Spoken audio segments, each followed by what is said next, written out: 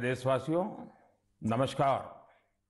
नए विषयों के साथ, नए प्रेरक उदाहरणों के साथ, नए नए संदेशों को समेटते हुए एक बार फिर मैं आपसे मन की बात करने आया हूं।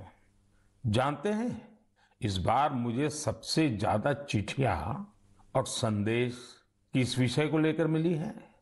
ये विषय ऐसा है जो इतिहास, वर्तमान और भविष्य तीनों से जुड़ा हुआ है। मैं बात कर रहा हूं देश को मिले नए प्रधानमंत्री संग्रहालय की। इस 14 अप्रैल को बाबा साहब आम्बेडकर की जन्म जयंती पर प्रधानमंत्री संग्रहालय का लोकार्पण हुआ है। इसे देश के नागरिकों के लिए खोल दिया गया है।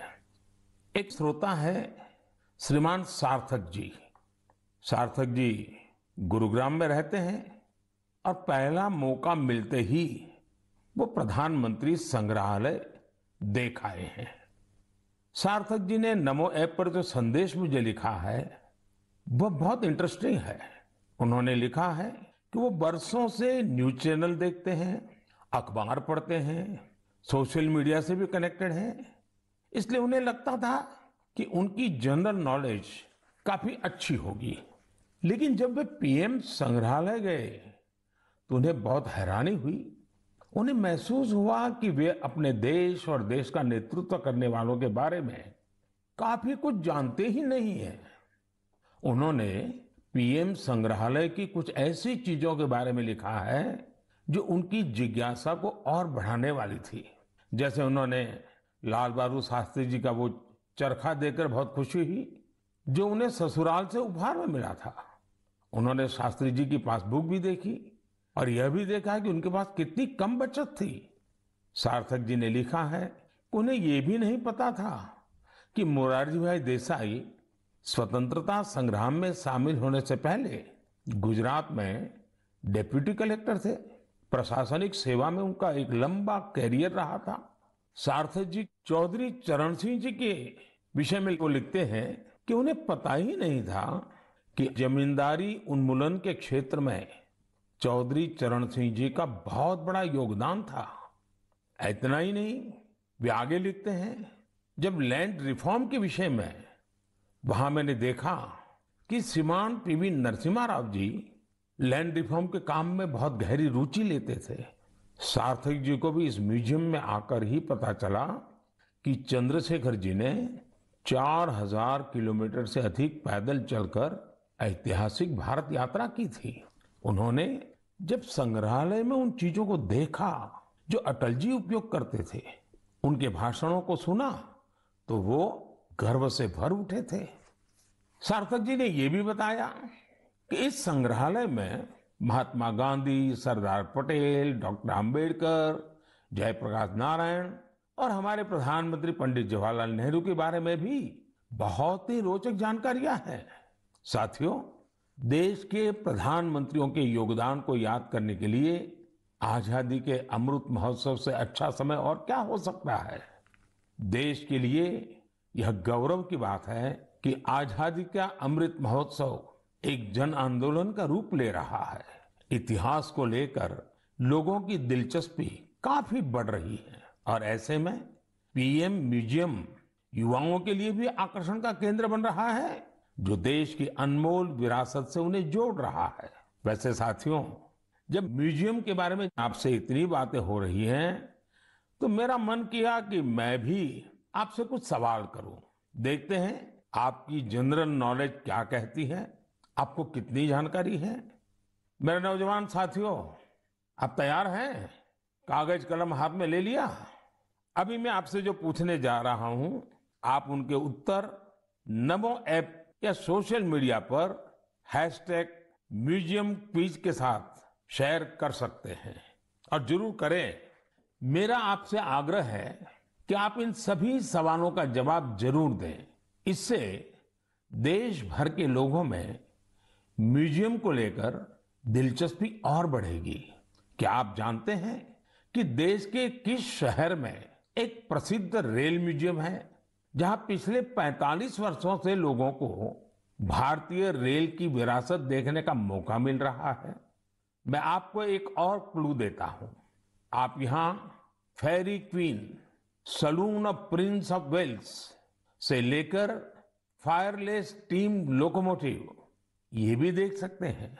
क्या आप जानते हैं कि मुंबई में वो कौन सा म्यूजियम है जहां हमें बहुत ही रोचक तरीके से करेंसी का इवोल्यूशन देखने को मिलता है?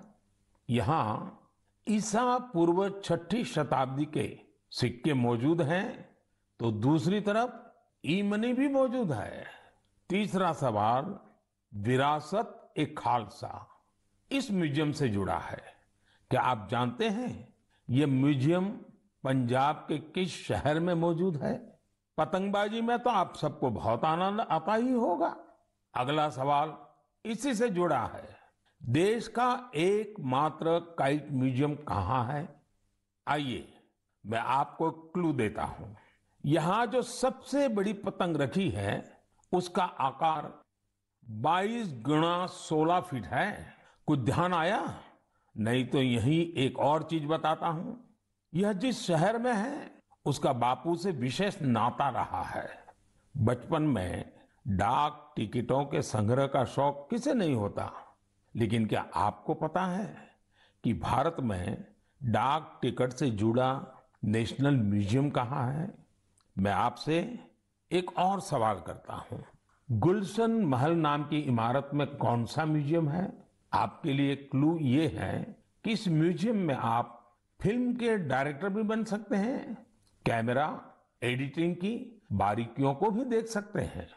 अच्छा, क्या आप ऐसे किसी म्यूजियम के बारे में जानते हैं जो भारत की टेक्सटाइल से जुड़ी विरासत को सेलिब्रेट करता है? इस म्यूजियम में miniature paintings, Jain manuscripts, sculptures, बहुत कुछ है। ये अपने यूनिक डिस्प्ले के लिए भी जाना जाता है। साथियों, टेक्नोलॉजी के इस दौर में आपके लिए इनके उत्तर खोजना बहुत आसान है। ये प्रश्न मैंने इसलिए पूछे ताकि हमारी नई पीढ़ी में जिज्ञासा बढ़े, वो इनके बारे में और पढ़ें, इन्हें देखने जाएं। अब तो म्यूजियम्स के महत्व की वजह से कई लोग खुद आके आकर म्यूजियम्स के लिए काफी दान भी कर रहे हैं। बहुत से लोग अपने पुराने कलेक्शन को, ऐतिहासिक चीजों को भी म्यूजियम्स को दान कर रहे हैं। आप जब ऐसा करते हैं तो एक तरह से आप एक सांस्कृतिक पूंजी को पूरे समाज के साथ साझा करते हैं। भारत में भी लोग अब इसके लिए आगे आ रहे हैं। मैं ऐसे सभी निजी प्रयासों की भी सराहना करता हूं। आज बदलते हुए समय में और कोविड प्रोटोकॉल्स की वजह से संग्रहालयों में नए तौर तरीके अपनाने पर जोर दिया जा रहा है। म्यूजियम्स में डिजिटाइजेशन पर भी फोकस बढ़ा है। आप सब जानते हैं कि 18 मई को पूरी दुनिया में इंटरनेशनल म्यूजियम डे मनाया जाएगा। इसे देखते हुए अपने युवा साथियों के लिए मेरे पास एक आइडिया है। क्यों ना आने वाली छुट्टियों में आप अपने दोस्तों की मंडली के साथ किसी स्थानीय म्यूजियम को देखने जाएं। आप अपना अनुभव #म्यूजियम मेमोरीज के साथ जरूर साझा करें। आपके ऐसा करने से दूसरों के मन में भी संग्रहालयों को लेकर जिज्ञासा जगेगी। मेरे प्यारे देशवासियों, आप अपने जीवन में बहुत से संकल्प लेते होंगे, उन्हें पूरा करने के लिए परिश्रम भी करते होंगे साथियों। लेकिन हाल ही में मुझे एक ऐसे संकल्प के बारे में पता चला जो वाकई बहुत अलग था, बहुत अनोखा था। इसलिए मैंने सोचा कि इसे मन की बात के श्रोताओं को जरूर शेयर करूं। साथियों, क्या आप सोच सकते हैं कि कोई अपने घर से ये संकल्प लेकर निकले कि वो आज दिन भर पूरा शहर घूमेगा और एक भी पैसे का लेन देन कैश में नहीं करेगा, नकद में नहीं करेगा। है ना ये दिलचस्प संकल्प? दिल्ली की 2 बेटियां सागरिका और प्रेक्षा ने ऐसे ही कैशलेस डे आउट का एक्सपेरिमेंट किया। सागरिका और प्रेक्षा दिल्ली में जहां भी गई उन्हें डिजिटल पेमेंट की सुविधा उपलब्ध हो गई। यूपीआई, क्यूआर कोड की वजह से उन्हें कैश निकालने की जरूरत ही नहीं पड़ी। यहां तक कि स्ट्रीट फूड और रेहड़ी पटरी की दुकानों पर भी ज्यादातर जगह उन्हें ऑनलाइन ट्रांजैक्शन की सुविधा मिली। साथियों, कोई सोच सकता है कि दिल्ली है, मेट्रो सिटी है, वहां ये सब होना आसान है। लेकिन अब ऐसा नहीं है कि यूपीआई का ये प्रसार केवल दिल्ली जैसे बड़े शहरों तक ही सीमित है। एक मैसेज मुझे गाजियाबाद से आनंदिता त्रिपाठी का भी मिला है। आनंदिता पिछले सप्ताह अपने पति के साथ नॉर्थ ईस्ट घूमने गई थी। उन्होंने असम से लेकर मेघालय और अरुणाचल प्रदेश के तवांग तक की अपनी यात्रा का अनुभव मुझे बताया। आपको भी ये जानकर सुखद हैरानी होगी कि कई दिन की इस यात्रा में दूर दराज इलाकों में भी उन्हें कैश निकालने की जरूरत ही नहीं पड़ी। जिन जगहों पर कुछ साल पहले तक इंटरनेट की अच्छी सुविधा भी नहीं थी, वहां भी अब यूपीआई से पेमेंट की सुविधा मौजूद है। सागरिका, प्रेक्षा और आनंदिता के अनुभवों को देखते हुए मैं आपसे भी आग्रह करूंगा कि कैशलेस डे आउट का एक्सपेरिमेंट करके देखें। जरूर करें। साथियों, पिछले कुछ सालों में भीम यूपीआई तेजी से हमारी इकोनॉमी और आदतों का हिस्सा बन गया है। अब तो छोटे छोटे शहरों में और ज्यादातर गांवों में भी लोग यूपीआई से ही लेन देन कर रहे हैं। डिजिटल इकोनॉमी से देश में एक कल्चर भी पैदा हो रहा है। गली नुक्कड़ की छोटी छोटी दुकानों में डिजिटल पेमेंट होने से उन्हें ज्यादा से ज्यादा ग्राहकों को सर्विस देना आसान हो गया है। उन्हें अब खुले पैसों की भी दिक्कत नहीं होती। आप भी यूपीआई की सुविधा को रोजमर्रा के जीवन में महसूस करते होंगे। कहीं भी गए, कैश ले जाने का, बैंक जाने का, एटीएम खोजने का झंझट ही खत्म। मोबाइल से ही सारे पेमेंट हो जाते हैं। लेकिन क्या आपने कभी सोचा है कि आपके इन छोटे छोटे ऑनलाइन पेमेंट से देश में कितनी बड़ी डिजिटल इकोनॉमी तैयार हुई है? इस समय हमारे देश में करीब 20,000 करोड़ रुपए के ट्रांजैक्शन हर दिन हो रहे हैं। पिछले मार्च के महीने में तो यूपीआई ट्रांजैक्शन करीब 10 लाख करोड़ रुपए तक पहुंच गया। इससे देश में सुविधा भी बढ़ रही है और ईमानदारी का माहौल भी बन रहा है। अब तो देश में फिनटेक से जुड़े कई नए स्टार्टअप भी आगे बढ़ रहे हैं। मैं चाहूंगा कि अगर आपके पास भी डिजिटल पेमेंट और स्टार्टअप इकोसिस्टम की इस ताकत से जुड़े अनुभव है तो उन्हें साझा करिए। आपके अनुभव दूसरे कई और देशवासियों के लिए प्रेरणा बन सकते हैं। मेरे प्यारे देशवासियों, टेक्नोलॉजी की ताकत कैसे सामान्य लोगों का जीवन बदल रही है, ये हमें हमारे आसपास लगातार नजर आ रहा है। टेक्नोलॉजी ने एक और बड़ा काम किया है। ये काम है दिव्यांग साथियों की असाधारण क्षमताओं का लाभ देश और दुनिया को दिलाना। हमारे दिव्यांग भाई बहन क्या कर सकते हैं, ये हमने टोक्यो पैरालंपिक्स में देखा है।